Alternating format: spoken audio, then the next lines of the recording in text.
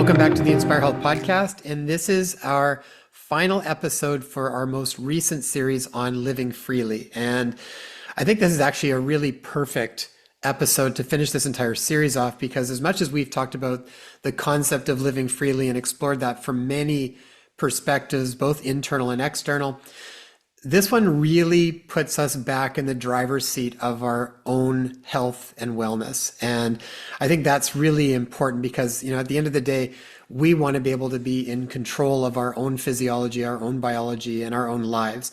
And so I think the work that Enrique Bouron has done is really foundational in helping us. Basically, if we are able to decode those hidden messages that the body is trying to always tell us, then we actually can regain our own health and vitality.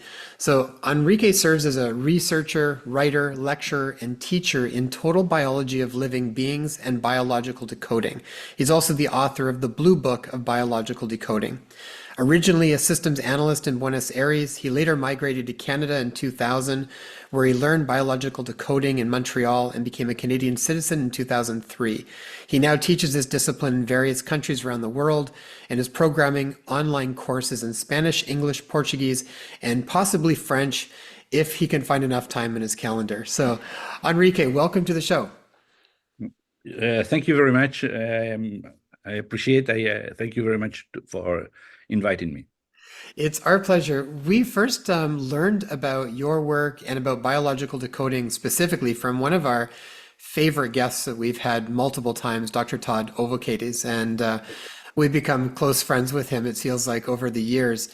And he's spoken very highly of the work that you've done, and specifically your unique ability to really decode and get to the heart of the conflict that underlies a lot of health conditions that people are dealing with. So we thought it would be wonderful to chat with you and just learn more about it. So Enrique, maybe I can pass it over to you, and I'd love to hear just where did you go from systems analysis to biological decoder? I mean, it seems to me like those actually are really perfect way. I mean, for the type of work you're doing from an aspect of health, systems analysis really is a great background to be able to do that. Yes, actually, I'm a system analyzer, and I didn't work too much there. I didn't do that for a long time, but I went into the maritime in shipping companies, and once I knew about the biological decoding that was in Montreal, and I heard my first lecture, I understood why I studied before system analysis. Because it's the diseases are systems, are perfectly designed systems, and it's everything finds a logic there. And it's for me was like a wow, you see, an aha moment that says this is the place I was waiting for. So your background didn't go to waste. It actually became the perfect Yes, piece of the puzzle, probably. yes, we do everything. We don't. Sometimes maybe you will try to, I don't know. You study one day to become a plumber, and you forget. But one day something will force you to do plumbing. So uh, it's Or cross everything. what you learned from plumbing over into something else that you didn't actually think you were going to be needing it for. Yeah, yeah, that's it. I really appreciate a systems approach to things because I feel like how we've gone so far almost in the other way in some aspects with conventional medicine. We've sort of dissected everything down to its little piece and often don't see how the whole body integrates and works together. We have some amazing specialists in very specific targeted areas, but they don't always cross over to look at the big picture of a human being. Or So, even communicate with one another to make that happen. right. So maybe for people that are new to this, can you explain a little bit just around what exactly is total biology of living beings and biological decoding? How are they different, and how does this approach really differ from a traditional medical approach to looking at health and disease? Okay. Well, total biology of living beings is a name that gave my teacher Claude Sabat to this. I use biological decoding It's because this is the instrument. Biological decoding is what we, let's say, the tool we use. And if I have to start to explain the difference between biological decoding and medicine, is that we are perfectly complementary. We are not an alternative medicine, but we need doctors to say what, how, and when. But we take care of the why. We understand all the whys. We try to find the reasons, the origins of the disease, not in what is happening, but what happened before. For example, you may go to a doctor and says, "Well, you missed some vitamins, and that's why you are sick." And the question is, why I don't have enough vitamins? And in some moment, if you ask why, the final answer will be, it is idiopathic. We don't know. And once we understand how the brain functions, how the brain answers to all our needs to guarantee our survival, to grant our survival in the next second, we understand that everything is a survival solution, mainly our diseases. It's not like it is a drama. It's not. It's because our body is working like a small car that goes from A to B with just using a little bit of energy. But our brain has a great amount of energy to change everything. For example, if you have a very small car and you have to climb a mountain, you will need more heavy car, 4x4. You will need that. So the brain will change our metabolism to provide this need. So it will be understood as a disease, but it will not be nothing else than a survival solution.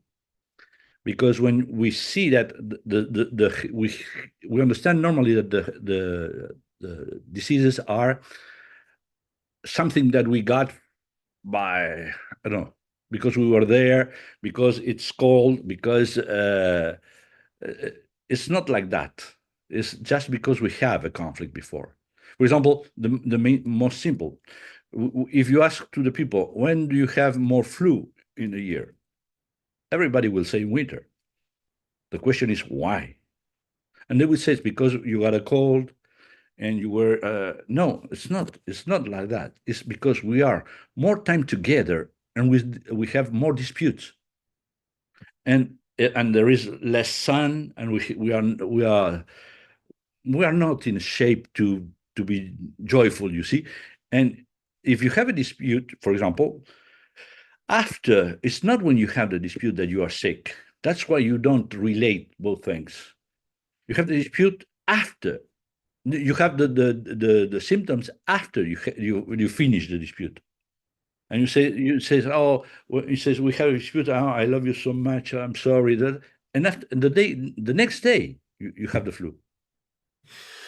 I think that's the tricky part for a lot of people is that, that we like to see things, really cause and effect very clearly. And sometimes it's a little bit harder when it doesn't happen so fast.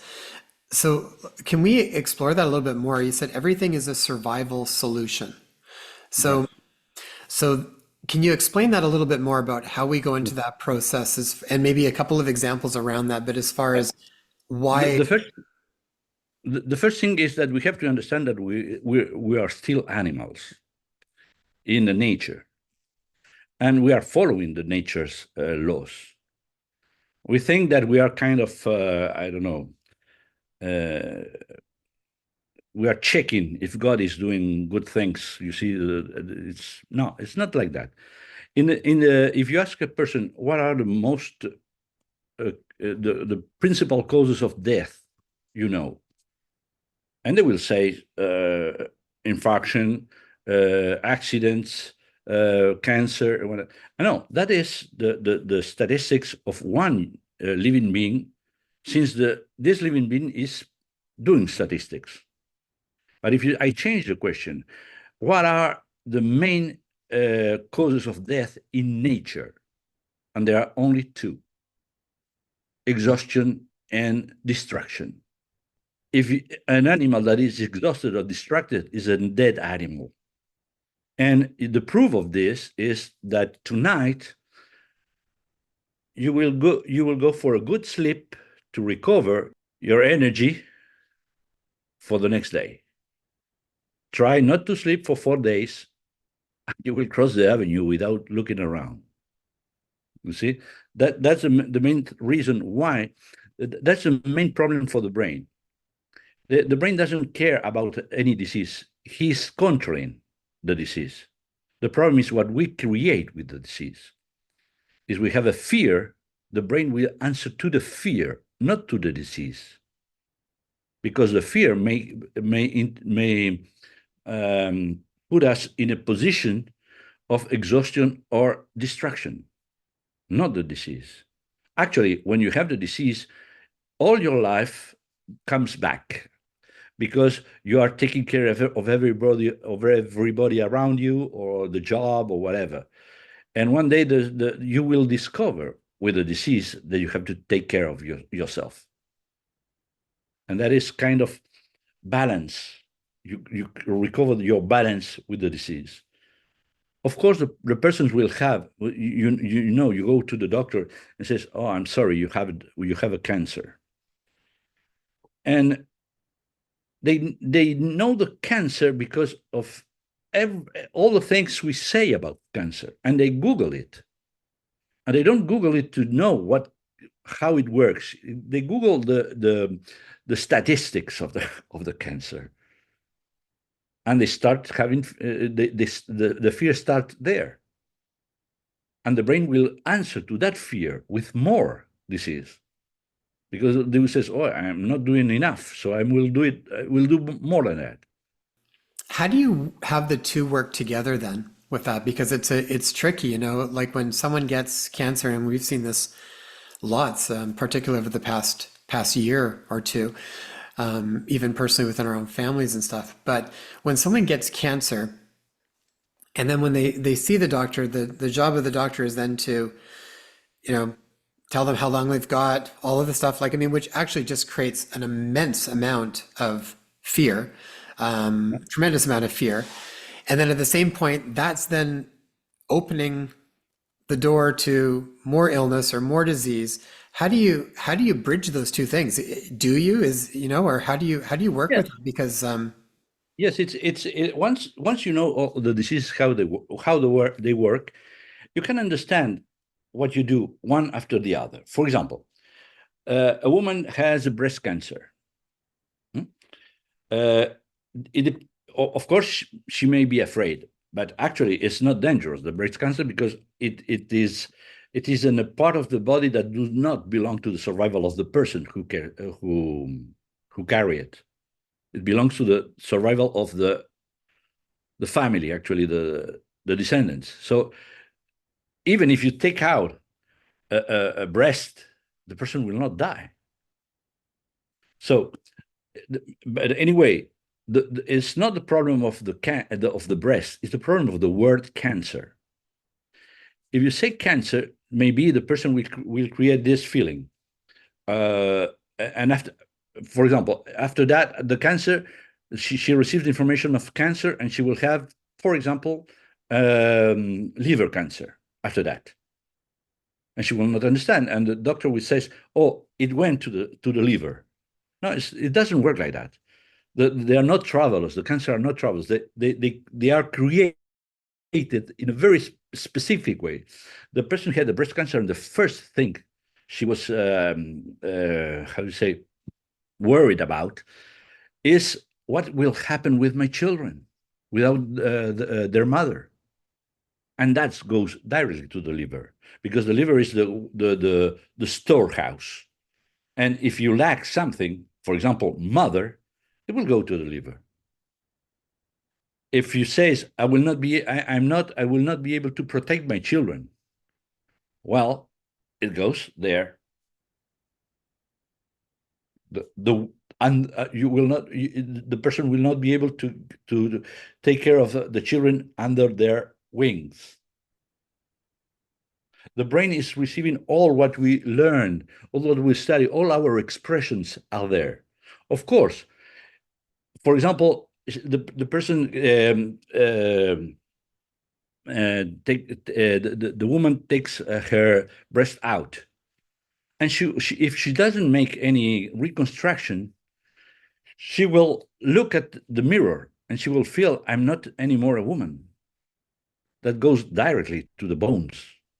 And once you have the stress, or the doctor says you are the cancer went to the bone, you will go to Google and you will say that the bone cancer is not a good news, and you will have fear of death that goes directly to the lungs, because the lung is the one.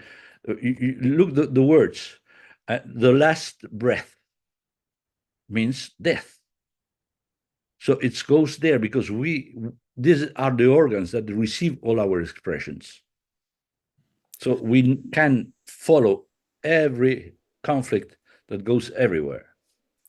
So Enrique, in an example like that, when that woman first gets, say, the diagnosis of breast cancer, Yes. where would you address that to be able to kind of nip it in the bud before you get that cascade of it traversing to all the different conflicts that kind of come up along the way? For the woman has only breast cancer. Fantastic. We have the breast cancer is a nest conflict. It's a conflict within the nest, either with my children, either with my husband, or actually my husband, either with my mother, with my father.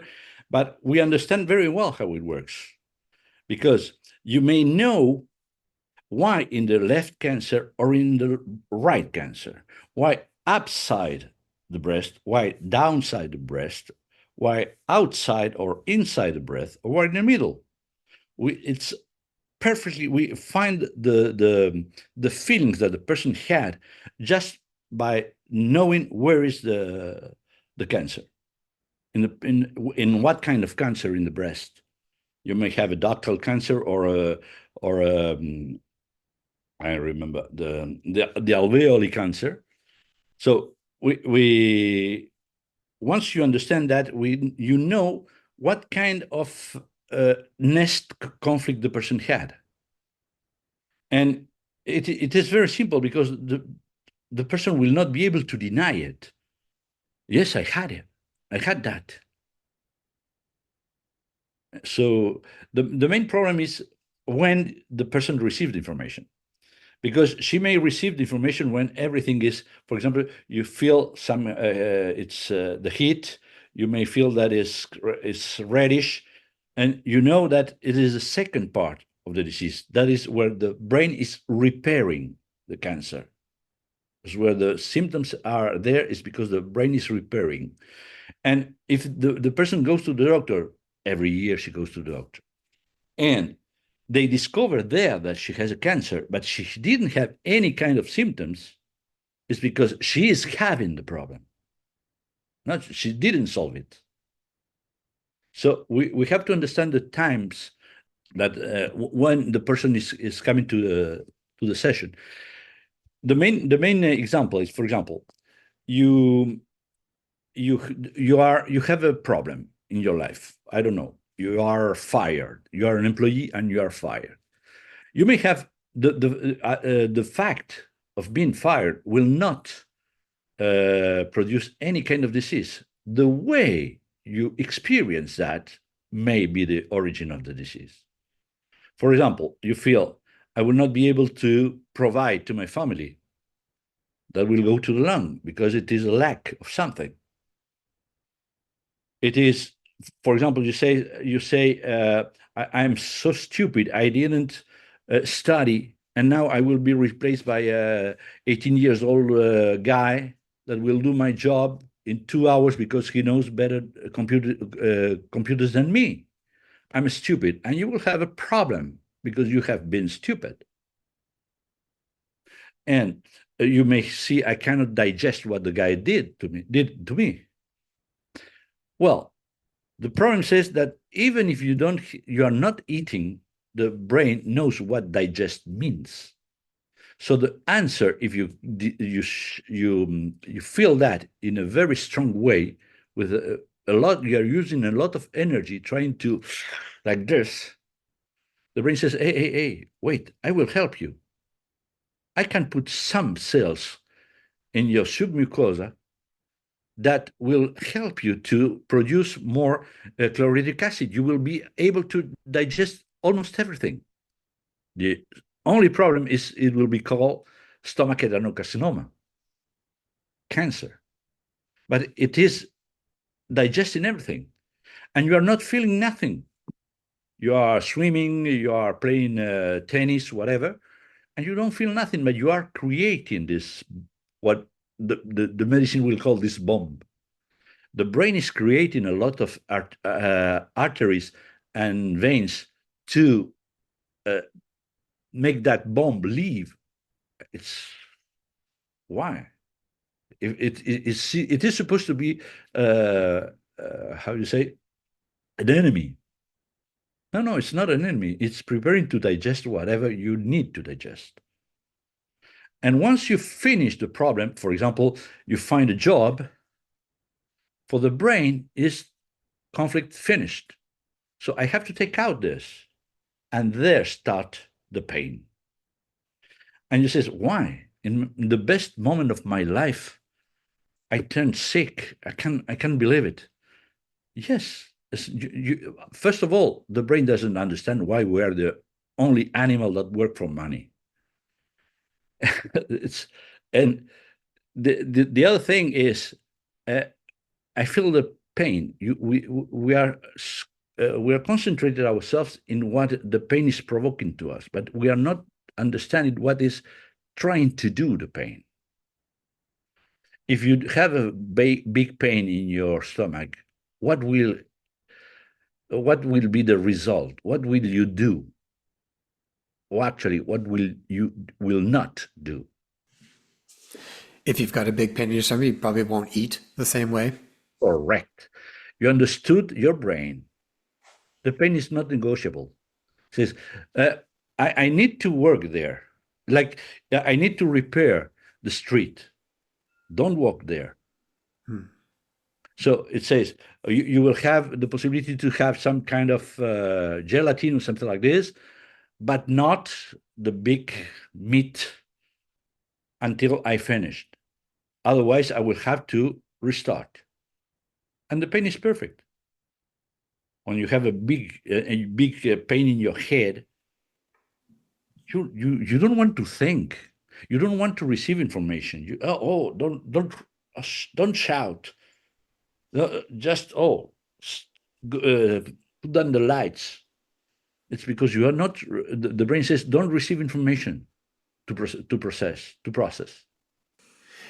It's an interesting, as we were just talking about actually headaches around that too.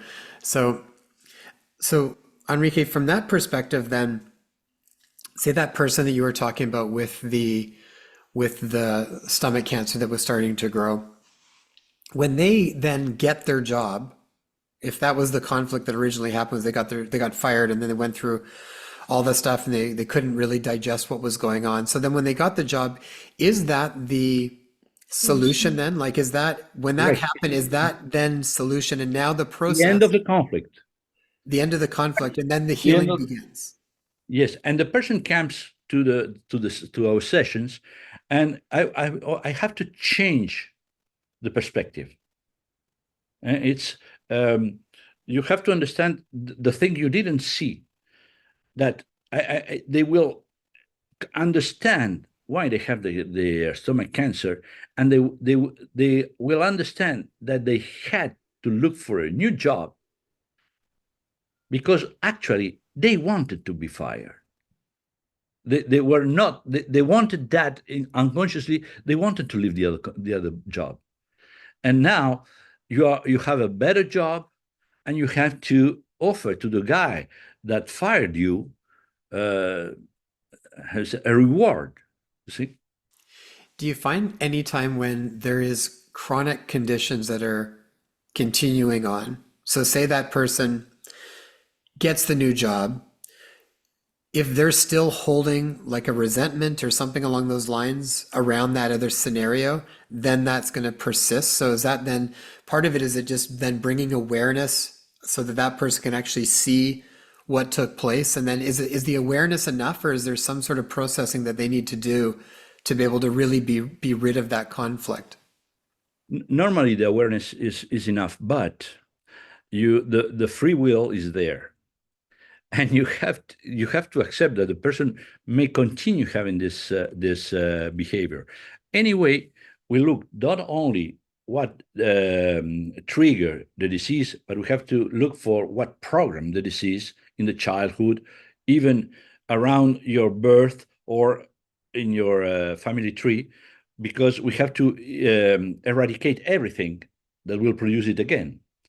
Anyway, there are some chronic diseases, mainly for your joints, for example, or diabetes. I had diabetes, and I was very stupid to have it. Now I found the conflict, and the diabetes is gone. But and now I don't have the same feeling I had before, even if I want to. It's actually if you are at school, you every year you have your program. You see, every year. Here we are at school too, and we have our programs. This life, I was supposed to experience the will of trying to destroy someone else, and that's not me, but I want it. But that's not me, but I want it. And the brain will always try to how to say, to put in first place your evolution, your would say spiritual or individual evolution, before your Neanderthal part of our DNA. You see, so the best way is to put it diabetes. Why? Because it depends, diabetes type 1 or type 2 depends what is the position of the person we want to destroy, if it is there or if it is there. Why? Because in nature, to destroy someone else, you have to do it with your own body. And your own body needs the sugar in your muscles to have some force. So if something is, it's put in you are not receiving your blood enough sugar in your muscles, you will not destroy anyone. So that is the origin of the diabetes. And once I understood it, I says, what an idiot. And it disappeared. Enrique, when that happens, then would you then? How did that happen? Was that like a quiet moment and a big aha moment, or was it with the assistance of somebody else? Actually, it was an aha moment, but I was discussing with a student of mine, military guy, and he knows me very well, and he knew I had a problem with some people, with some person. And he told me, look, Enrique, you are an eagle flying over the mountains, and you are going down to destroy a fly that is just flying over a piece of shit. I says, that is the decoding of diabetes type 2. I understood immediately. And I said, it's true. I'm trying to destroy something that has no relevance. It's not even a competitor. I'm a hunter. The fly is a parasite. So that is when it disappeared. He didn't know. He didn't know I had diabetes. But when he said that, it says, "You got it." That is the problem, and it disappeared. That's fascinating. 1 week later, I didn't have any more diabetes. So basically, it's like the conflict would have put you in a constant state of having to like be at war or be fighting. be up there. So your body's constantly raising your blood sugar so that you've got the energy to keep that battle going on and on and on. Yes, there are two ideas. The one is I have to defend myself, but I do not agree with that idea, because actually I had diabetes and that was not my problem. The problem is I don't have to defend myself. I don't have to attack. Mhm. The main problem is I'm in duality between myself, my good side of myself, and my bad side. You see, and the brain will say, I have to make this stay alive, so I will avoid you to come back to your Neanderthal behavior. And the best way is diabetes. Mm. So then for you, what that would look like then, would it mean then you could still say eat the same foods, but your body would react very differently to those foods because that conflict has been resolved? Or do you actually change then also the way you would eat and live your life? Or even the foods that you desire. Yeah. No, I never quitted the sugar or carb, never. And I got cured. It's not a problem of what you eat. Of course, if you have a good, let's say, if you eat, uh, I'm looking for the word, properly, we'll say properly, you will have more resistance to the conflicts. That's all. You will cool down. Instead, if you eat meat every day, you will have more adrenaline on you. That's all. But I got diabetes, and I didn't stop having these desserts and putting sugar in my coffee. No. And pasta, forget it. I will always eat pasta. And it disappears anyway. It's not a problem of what you eat. It's the problem what you create between your brain and your heart. That's it. Mhm. What I love about this approach, though, is it really does get people to start to inquire more around what's going on. I feel like we just keep looking at what comes up in our lives, and we try to understand ourselves better and be honest with ourselves. And the more that we do that, I feel like we just keep releasing layers of susceptibility to different types of illnesses or diseases that we could get, that we could encounter and prevent them right from the get-go because we're sort of not allowing that stuff to build up in the first place. Well, is it always a conflict, Enrique? Like if your house is close by water pipes that are contaminated with various poisons, let's say, Well, and actually, Mhm. of course, I always say diseases are contaminations. If you are snake bites you, or you are close to a place where there are a lot of radioactivity or whatever, and I'm not interested in that. I'm interested why you have been bitten by a snake. What is the symbol of the snake? And it will be always perfectly related to a conflict. Always. It doesn't fail. If you are close, you are close to a place where you have it smells bad. Why are you living there? There is always a reason. Always. That is the fantastic thing in the diseases, and that is why being a system analyzer is perfect, because it's very, you see, very Cartesian. You see, it has to be, and of course there are a lot of symbols that we have to understand. For example, there is drepanocytose. When you have your blood cells, your red blood cells, blood red cells, sorry, you have it in this, like a moon, you see.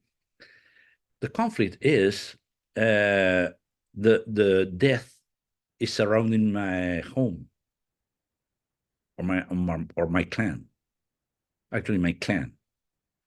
And you says, why? Actually, the symbol of this shape is the symbol of the Grim Reaper, is the death. You see? And I say at the very beginning says, no, that's too much. And I had a lot of references to decode, and it is always that. It's amazing. Wow. So there's not really anything that happens by chance then, or coincidence. There's always basically, so even say someone that goes jogging and rolls their ankle and then they roll it again, they've got a weak ankle now, but you would be looking at why did that start up originally? And it's almost like that conflict is setting up a scenario to find the answer. It's like the body Yeah, just keeps wanting to try to get you to find a always. deeper answer. Always, always, always. For example, you are painting and you go down from a second floor or something like this, and you just break this finger. I know what happened before you were painting. There was a lie or a secret that has been revealed, and it is this one. It's not this one. It's not the hand. It is this one. That is actually it's like a big brother situation. You see, we know what happened to the person.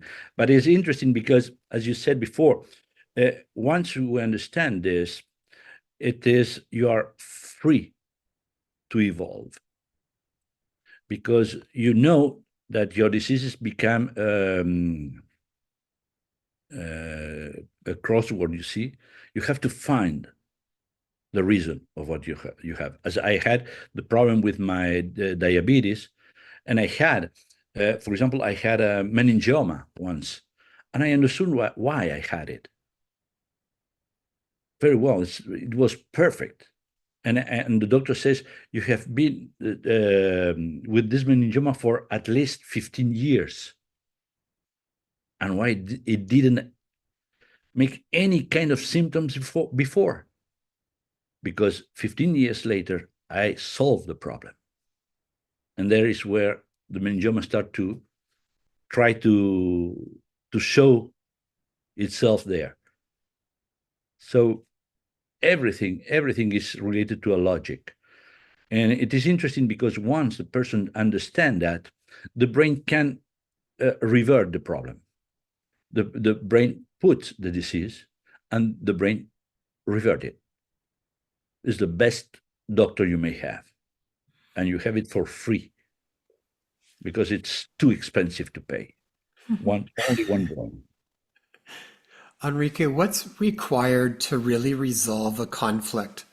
Sometimes I feel like people might intellectually get it on some level, but it's still No, clinging it's more on than to that. them.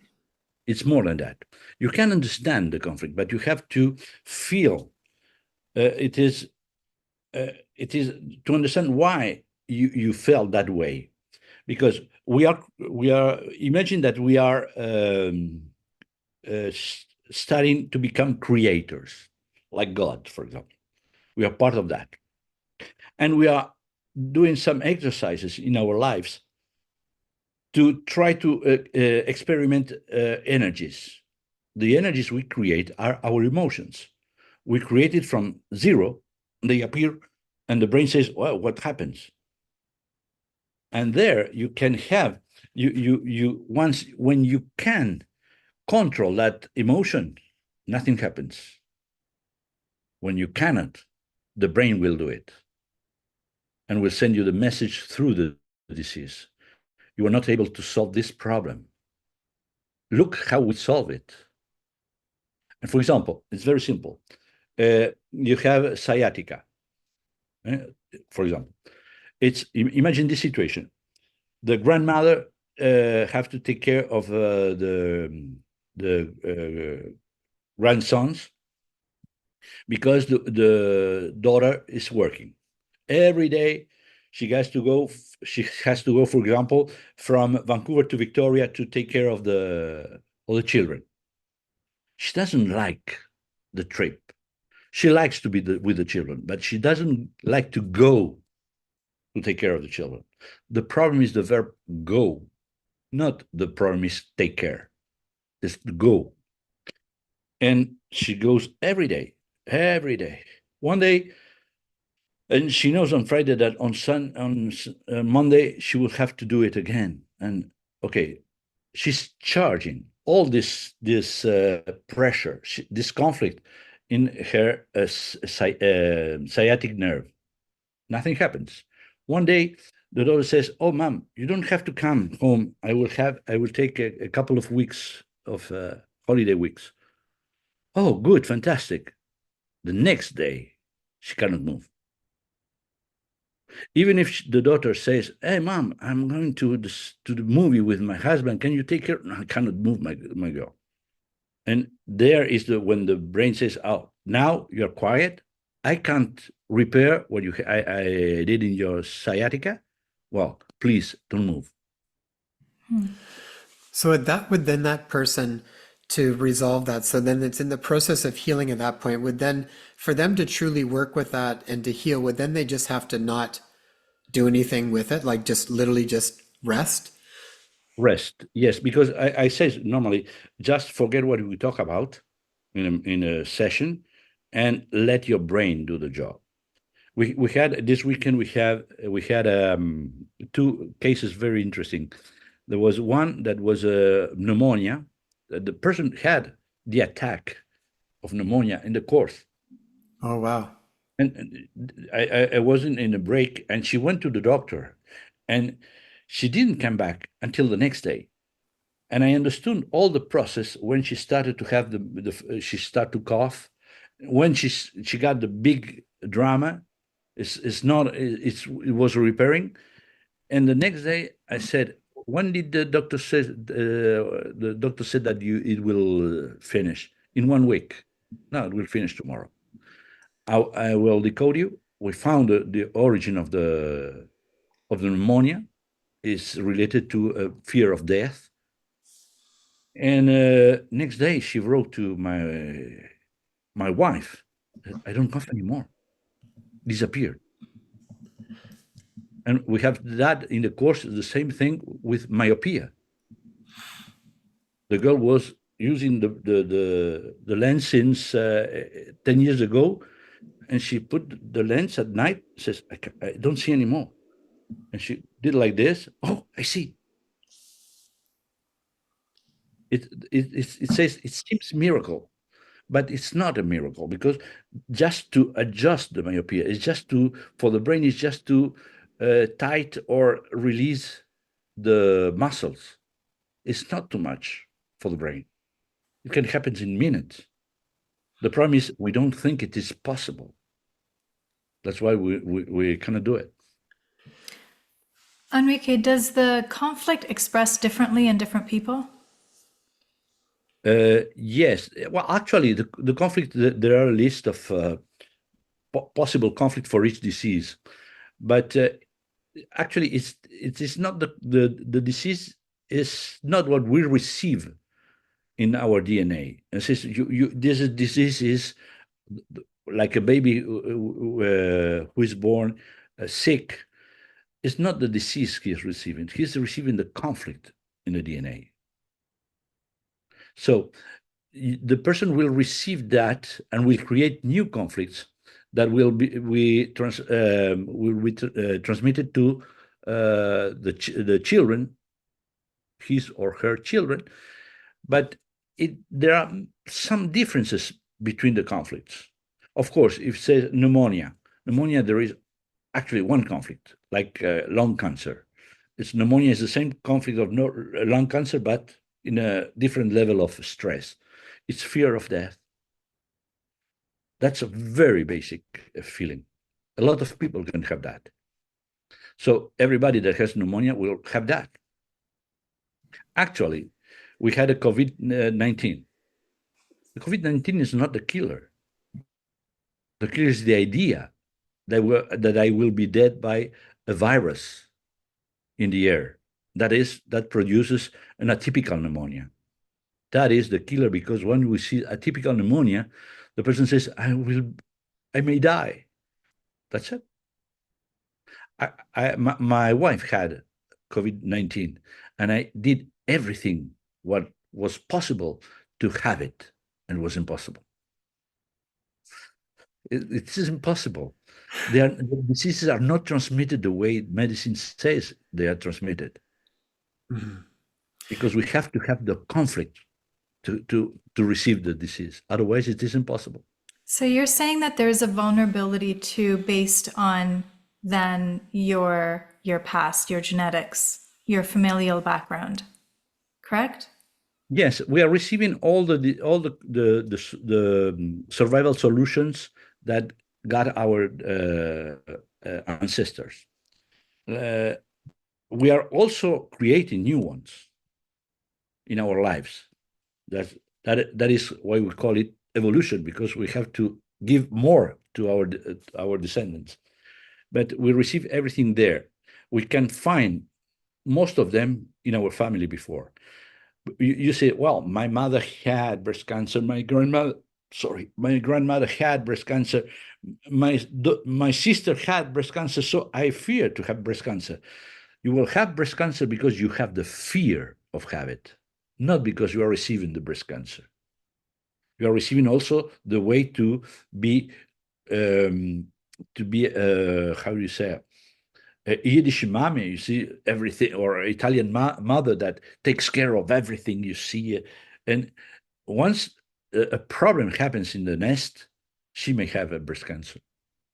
Because she, for example, imagine this, the mother had this girl. The girl has 2 or 3 brothers, but she's the eldest. At night, when she's 9, the mother has to work and says, "You take care of your brothers, huh?" They are forcing the baby, she's 9, to become a mother. She doesn't know how to do it, but she will have a very big stress in a nest, and she will be a kind of magnet in the future. She will marry a man that will need to become a baby for her. And she will create that. She will create a breast cancer because she will uh, uh, trigger the conflict that she had when she was 9. It's so beautiful. I feel like we could have this sort of understanding around our biology, around our health, around our challenges and solutions, and how to help ourselves even work through this stuff, through this decoding available within our educational systems.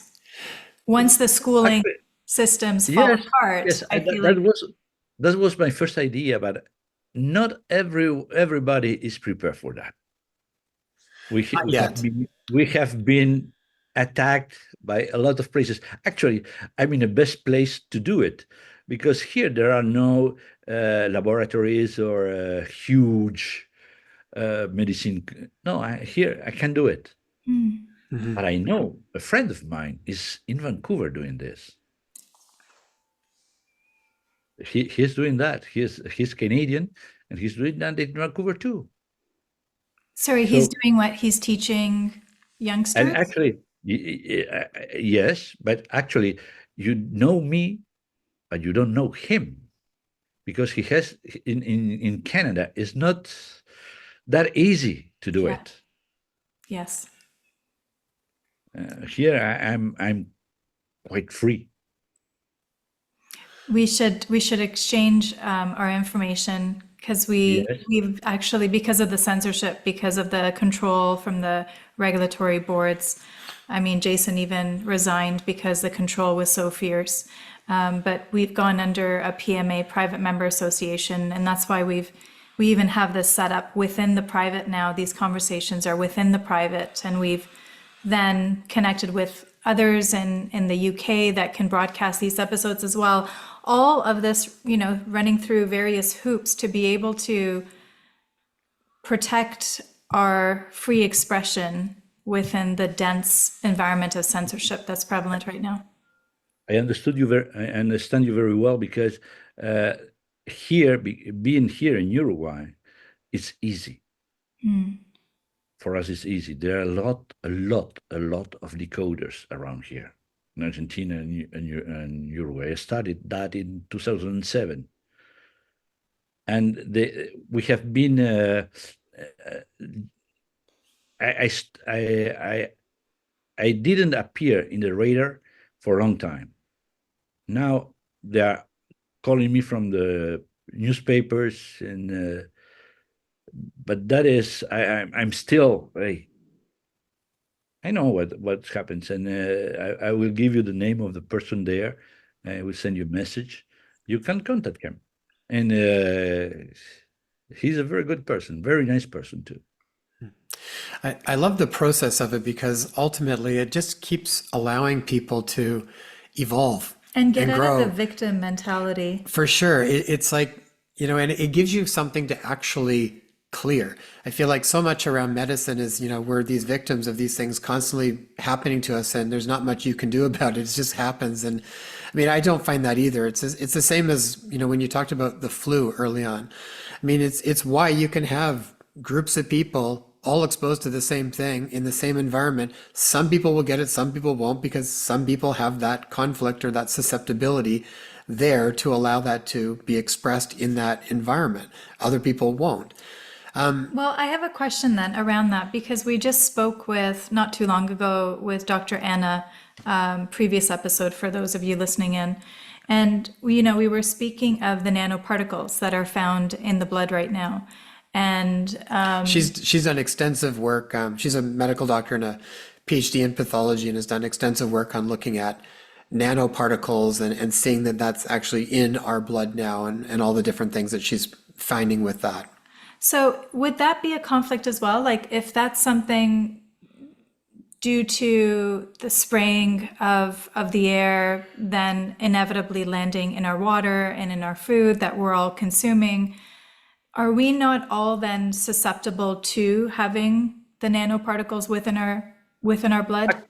Actually, I don't know exactly with the nanoparticles, but our brain is so sophisticated to solve the problems. Actually, it's sophisticated because we don't understand our brain, but actually, it works very simply. It does simple things because it had millions of years to evolve since the first cell we were. So everything can be solved by our brain. Of course, it depends. For example, it is in the air. You have allergies, for example. There are particles in the air, but allergies is not because of the particles. That's fantastic. It's because of separation. For example, you have been separated here. For example, there should be in Mars, but here it's in September, where all the Right. trees are. You have separation there. The brain looks around. What is different? What can create this feeling with the separation? And it will find that there are some kind of pollen around. Says, oh, must be that. The next time, the next September, you will start having the allergy. So if you started the allergy, I suppose there is in March or April, you start there. It says, this year you start with the allergy. I will ask you, what happened? What separation did you have in 2023? Because it was exactly the last time that you had a separation. And immediately the allergy disappeared in the moment. The brain, so you understood. That's it. So you'll see the wasn't symptoms. The symptoms will come up when you No, it will not come back. oh, The they'll be next gone. the next year you will not have it. Once you understand, it's like you are trying to find a puzzle. Once you find the puzzle, it's finished. That's it. It will not appear. The diseases are the same. Once you understand, your behavior will change. In that case, you will not feel the separations the same way. You will evolve. You will do your, how do you say, I'm looking for the. Sorry, I just speak English now. Very every once a year or twice a year, I have to. You fit the mourning of the conflict. That's it. It's the end. So I'm not clear as far as the separation. The separation was in observing it in nature and what it conjured up within yourself and the deeper layers of No, feeling no. separated? For example, uh, you separate from your husband, and you feel pain or your sadness, or you're having a stress with that. If that happens, for example, I had once that happens in one city. That was the first. This case is real. It was in the States. This it was this woman's had an allergy, and we were looking for what is the origin. And says where it happened. The first you had it started the allergy. Well, we were in that small town. I said, it was not the first time you were in that small town, correct? Oh no, actually, it was the second. And the first time, did you have a separation there? Oh yeah. And the brains look for the place, fix the place as a triggering, uh, as a trigger of the disease. You can have the place, you can have what is around you, you can have a lot of things that can produce this, but you have to find the trigger. And once you find it, the allergy disappears. Are there commonalities between how different cultures or different places around the world experience conflict, a specific conflict? Yes, it is related also to our cultures. Um, but actually, the feelings are more or less the same everywhere. You may have some kind of particular. Some minutes ago, I say Italian mother or Yiddish mama that takes. Actually, is you will not find a lot of them in England. You will not feel in England. You will not feel the same way. You understand? It depends, but all the conflicts have. For example, I wrote a book and other books. I know they are universal, but they will not find some conflicts there because they don't have that disease there because they are not feeling that way. You will not have a very big conflict because you have been exposed to the sun for a long time in Antarctica. You will not have this kind of. It depends where you are, your culture too. That's it. Here, for example, I had a friend from Chile. He went to Buenos Aires, and all of a sudden it was a very huge storm in Buenos Aires, and he was with his kids, and he was afraid. What's going on there? Why? It's a storm. That's it. Yes, but in Santiago, in Chile, we don't have storms. The mountains are there, and you don't receive the blast in the city. That's it. They don't. There are the experiences are. You will not have experiences like some people have in China, but the person who have the same experience in China or in the States will have the same disease. Would that extend, sorry, just one last question. Would that extend to particular times in history? Like I'm thinking now where since COVID, there's been such a huge avalanche of the feeling of fear has been prominent throughout the world. Does that then become a common conflict? Are you finding within the people that you're speaking with and seeing? Actually, that conflict was common. It is a common conflict, but it is very simple. Maybe because of the media or the how do you say the Facebook, Instagram, all this, and because if you look, do you play chess? Well, the conflict is like this.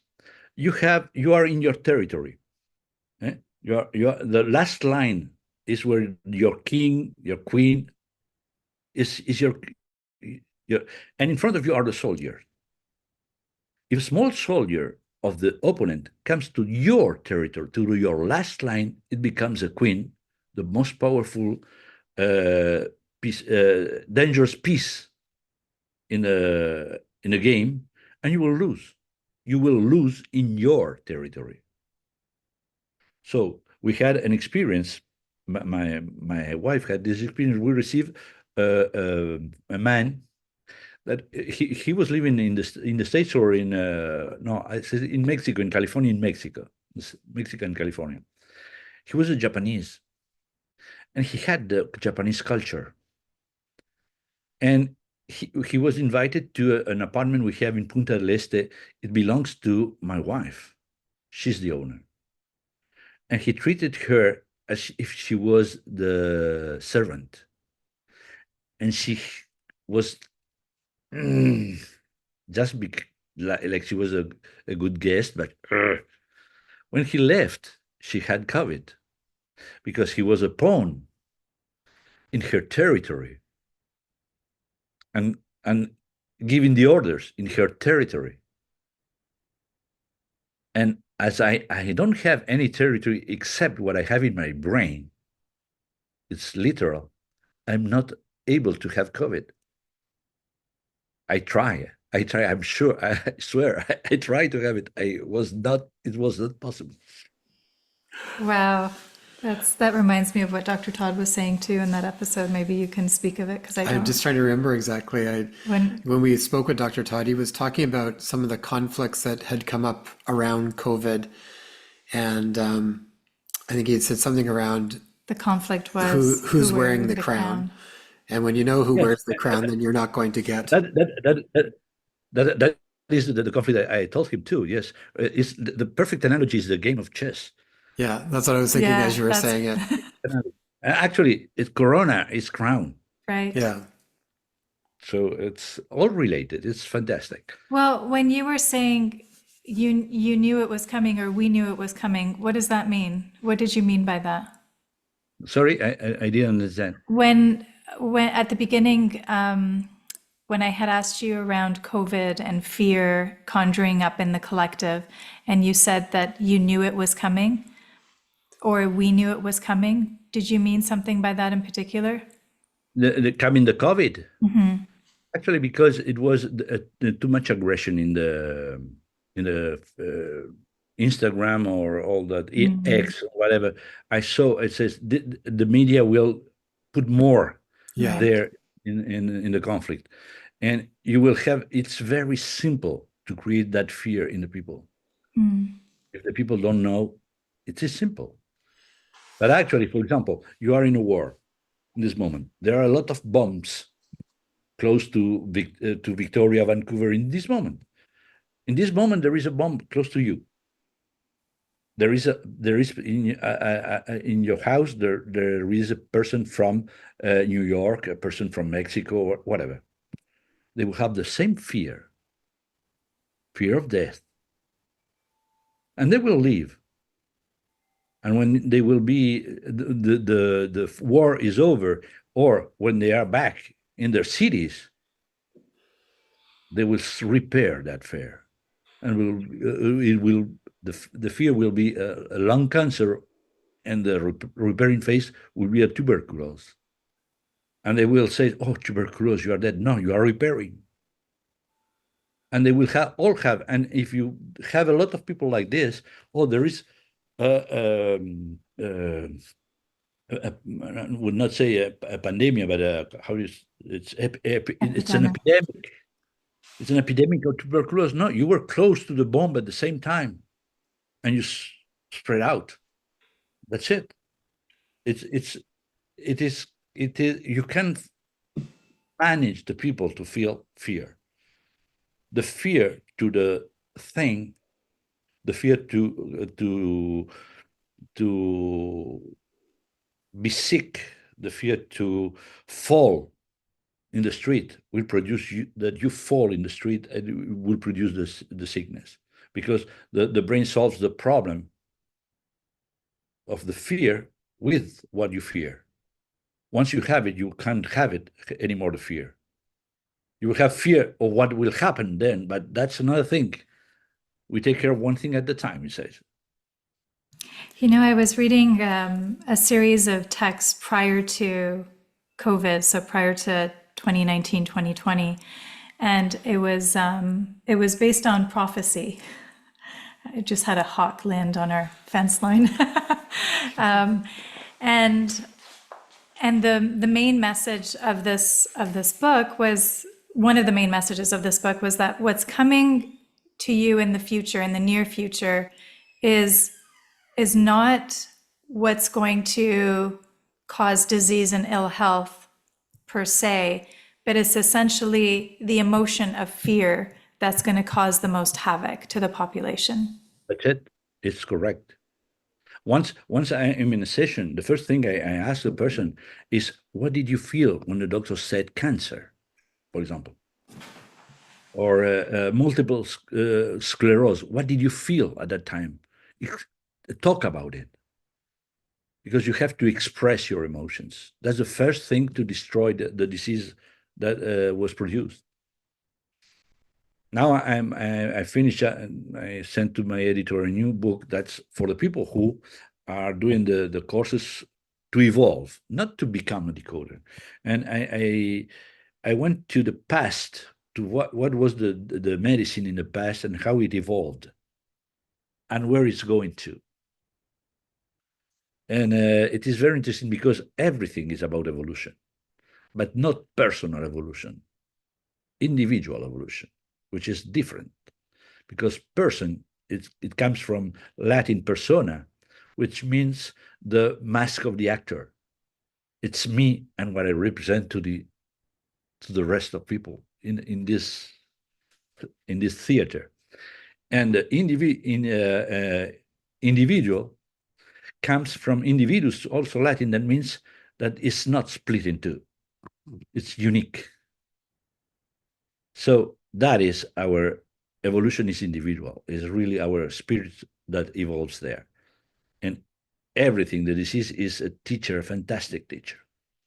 I've been doing this for 21 years, and now, I'm really happy, and I don't fear the diseases. I like them, actually.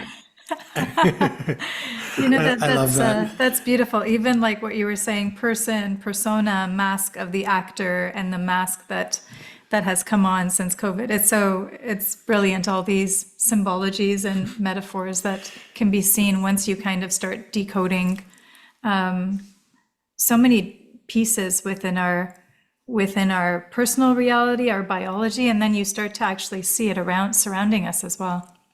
Yes, correct. Because actually, our biology is in perfect connection with our spirit. It doesn't. There is nothing that is it's happens because I got the number. No, it's not like that. It's perfect, and it's fantastic to find out the problem. Of course, sometimes it's very difficult to find out, but we try. One question I've got, Enrique, if the conflict originated, say back when people were, babies or a little child that doesn't actually remember. So if you're going through the process and, when did that set? Maybe they had allergies when they were, started when they were 6 months old or something, and they can't remember that. How do you help them resolve a conflict if there's I have to check what is the age exactly. They may have, for example, my sister had a kind of allergy. It was eczema when she was 6 months old. No, 3 months old. She started with eczema until she got 51, when I decoded her, and it disappeared forever. But she was at that moment. She was my mother came back to the work, to the job, and left the baby with another person. That was a separation. yeah. You can find, for example, I had a case last week was incredible. I had the decoding from with a person in Spain, but I was looking for I don't know how to say in the, you put always the three letters, deficit of attention, DDA, Oh, ADHD, yeah. ADHD. Yes, I am when I go to the States, they says, "Oh, I have ADHD." Oh, I don't know the letters. Please tell me. And it was incredible because I looked for the decodings of my professor. Normally it's his. It didn't work.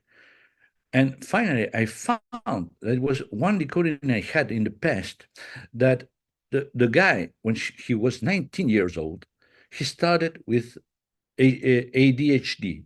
So it's ADHD, correct? And it was related that his father was incarcerated and tortured during the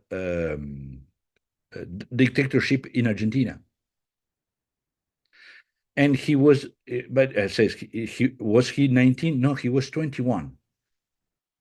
And I had to find why you started in 19. Where in the moment he entered in politics, in the same party, the father was, there appeared the ADHD. It is perfect because you don't have to pay attention to what because he was forced to give the names of his friends, and they were killed or tortured too. And the best solution is not to pay attention, not to be informed. So the guy started in politics and had this solution, just in case. So it was not his, but it was in the DNA. Wow. So So when you arrive at that, does when you arrive at that with that person, that specific person, how do you assist the process then with letting them truly resolve the conflict? So, I mean, there's an awareness there, and I guess part of it is that aha that maybe they connect it because there's a truth around it that they can connect with.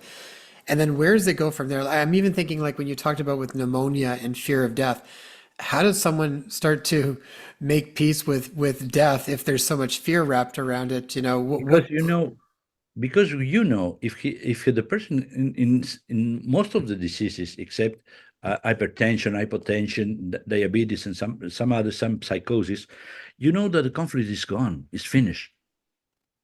He's repairing the conflict. So I play games with his brain, with my brain and his brain, because we are always connected. And he says, "Oh, the conflict is over. Why did you continue with the conflict? Just leave it. That's it." I'm talking to the brain of the person. The brain says, "Oh, he received information and he didn't trigger the emotion he triggered the last time, so it's over. It's really over." And the brain revert the process. It's I always say I cannot explain it. I can complicate it. It's so simple that persons are waiting for the complicated thing, and they don't understand it's simple. So I said I cannot make it complicated for you to understand it. they just literally have to just, that's what it is, accept it, let it go, and That's move it. on. Like That's literally no drop it. complication. They don't even have to pardon the people. You have a problem with your wife, your husband, your you had a fight. You don't have even to pardon, and you don't have to ask for pardon. You have to thank the experience because you learn how to manage this emotion. You had a little bit more free will because in the future you will not have to deal with it. Hmm. Enrique, can I ask, what's at the heart of something like asthma? Asthma is what we call don't worry about the word, schizophrenic constellation. It's you have two conflicts at the same time. For example, it depends if there is an asthma when you inspire, you exhale, or you have the double when you have the problem taking the air, Inhaling or and exhaling. it depends what. If you have when you are taking the air, if you have problem with taking the air, if that you have to find a conflict that it's located here in the cortex. It's the control of the larynx. It is a fear. It's a sudden fear, or a sudden fear in the territory. And you have another conflict in the other side, in the territorial conflicts. That it is loss of territory, disputes with the boss of the territory, the next territory, or you cannot mark your territory. If you don't have that, for example, you have only the larynx involved, you will have a laryngitis. If you have not the larynx, but you have the bladder conflict, it's the marking territory, you will have something in your bladder. The brain doesn't allow that and puts this connection and produce an asthma. If you have an asthma when you take out your breath, it's because you have a conflict in the bronchi, that is the disputes, the menaces in the territory, and you have another territorial conflict. This side is more feminine conflicts, like being I say, I'm looking for the word, being ejected by in the territory by the owner of the territory, the identity of the territory. Am I his wife, or am I here in this territory is mine or not? There's a problem. Or the other bladder territory, the right side of the bladder, which is the conflict that the control within the territory. For example, if you have two dogs, you have a male and a female. You will see that your male dog will pee very in the outside limit of the house, and she will pee in the inside limit of the house. That's funny. We do the same thing. That's all. It's a lot of pissing going on. Oh, And when dear. you have the double, is because you have the larynx and the bronchi involved, the fear in the territory or in the menace in the territory. Enrique, how did you guys, or you and yourself, how do you narrow down the conflicts? What's the process of being able to even figure out what the conflict is related to these specific illnesses or diseases that people experience? Well, this has been studied since the 80s by a German doctor who was very attacked by the system, would say, and Dr. Hammer. Yeah. And he found a lot of relationships. After that, there were some of his students. My teacher was one of his students. He found some others. I found some others, and we are creating. But once we have, for example, in the fifth module, in the last module, I explained the symbols of the body. It's a map. Like I said, for the here for the secret or lie here, you have here or here. Here is the work. It's not the same thing in the right side that in the left side. We have a map, perfect map. For example, you have an eczema here. You know, eczema is separation, and you know this. This is work. This part of the arm, work. Separation at work. Maybe separation with your work or with your lover in your work. Is a separation and work. You have to put that in a sentence. Every part of the body. For example, you have your knees. The knees have many problems, about five, but the main is submission.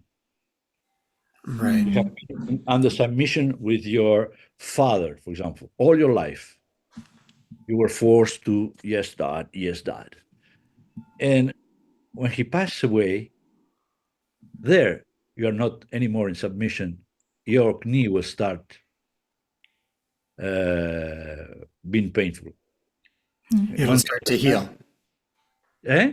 It would start to heal once the It father starts to passed. heal. Correct. It's don't kneel. Still, I repair this. Don't kneel. The problem is that you have the pain it becomes chronic because you have the pain as this pain. Oh, I can't move. You're creating stress over the knee, and it will be answered in the knee. So you will be worse and worse and worse and worse. Once you understand it, it disappears. Enrique, what about the head? What about headaches? Headaches, it depends. Different kind of headaches. Like whether they're migraine or Migraines or cluster. headache. Migraines are an intellectual devaluation. I'm not that good. I never get there because I'm not so intelligent. And once you get there, you have the headache. Your migraine, actually. And when it's the whole head is because you're fed up. You're really, it's intellectual fed up. I don't give it anymore. For example, I was looking once for one kind of conflict that had my former wife, and I never found it because she was my wife. Maybe I was part of the problem. Yes, it's true. You cannot help. Actually, normally you help your family. You can help maybe yourself with a lot of practice, but family is not so easy. And well, after that we divorced, and I had this. No, it's not because of that. But I came here, and here in Uruguay, there was a student, a woman that had the same noise in her ear. Oh my God! I said, like you see, tuck. And I found it because I was not part of the problem. And when I found it, it says, "Oh, now, oh my head, it will become terrible," because I struggled so much with that, and it was maybe the most terrible migraine I had in my life. So it says, now I'm repair. I will repair now, because I was really intellectually devalued with that particular disease. Is it okay still or advantageous to do any kind of supportive therapies while you're going through that process of healing? Or if you add anything else to the mix, does it take away from the natural healing process that's taking place? No, normally we say that as I said at the beginning, we take care of the why, but don't leave your doctor for now. But because if you have the pain, you will suffer with the pain. So if the doctor gives you a pill to take out the pain, take it. Why? Because you will not create a stress with the pain. That is dangerous too. Actually, the most dramatic killer in the world is the conflict we make with the diagnosis. It is a real killer. It is terrible. Yeah, So, I've seen that as well. I think as soon as the diagnosis comes, people hook on to it. Become an autoprognostic. Yeah. So we create our reality every time with when we feel something and we think something, we're creating a reality. So that's why when I receive a diagnosis, I take it with joy. I don't create a new one. So Enrique, maybe in closing, what would be, from your perspective and everything that you have learned over the years, what would be a way that people can move through their day-to-day lives to really prevent these types of things from developing in the first place? You know, a certain set of freedom that they can live their lives by. What kind of a perspective can they embody that would decrease the chances of them arriving at all of these different problems? Well, I will ask you this question. What will be the way you will have to avoid this math exam? Because it is an exam. Why do you want to avoid it? You have the disease. You don't have to prevent the disease. You have to understand it. You don't have to fight the disease. You have a gift. Understand what you created. That is the main way to not fear, not fear the disease, is to understand it. Once you understand it, the disease disappears. But it's why I don't want to avoid a disease. I don't want to prevent. I guess for me, it's making me think maybe to move through life with a bit more of like an openness and curiosity to be able to explore when these things come up then as an overall perspective. Or I think of it, and even how you're describing it, is that even these symptoms that show up and these conflicts that show up are essentially the body's way of communicating with us. And these are lessons to be looked at and learned through, and not necessarily to be avoided and suppressed. No, correct. It is an opportunity. It is an opportunity to evolve. You have the right. If you have of course, for example, you have a pain in a tooth, you go to the dentist. You will not have, but there is a message there. Actually, my odontologist is a biological dental decoder. He's teaching. Dr. Todd knows him. He's teaching that, and he understands. Oh, you have this kind of problem in this tooth. That happened. Of course, it will not repair the tooth immediately. It would take years to recover. It's better go to the dentist, but you will understand what is the learning you have to accept. That's why the disease. Oh, I don't want to be sick. Remember when we were. I remember when we were. I don't know you, but me, yes. I were a child. I was sick 10 minutes before going to school. I was able to create that. You're that powerful. And they took me. She went for the thermometer, and there was fever. Amazing. Yeah. I'm a genius. Mm-hmm. And when it was too late to go to the school, the fever disappeared. Yes, we were able to create that, but we forgot. Mm.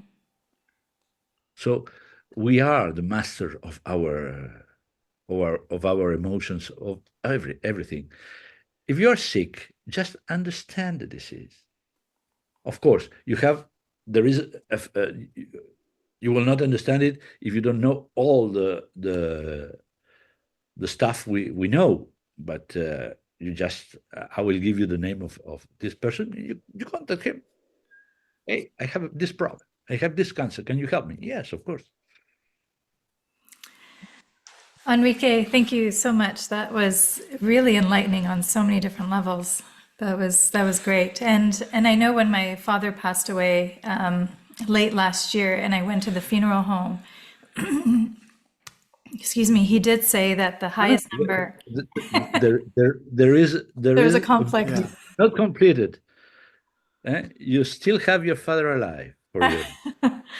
And they did say at the funeral home that the highest number of deaths was in January, which I thought was interesting because you started off the conversation speaking of winters and what we associate flus with what season, but typically what is it that happens more often there? And it is conflicts within family, conflicts among friends, perhaps.